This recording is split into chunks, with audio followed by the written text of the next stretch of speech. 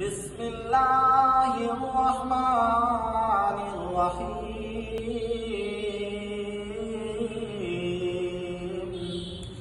والتين والزيتون وطور سينين وهذا البلد الأمين لقد خلقنا الإنسان في أحسن تقويم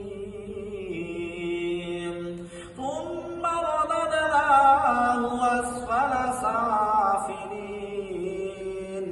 إلا الذين آمنوا وعملوا الصالحات فلهم أجر غير ممنون فما يكذبك بعد بالدين أليس الله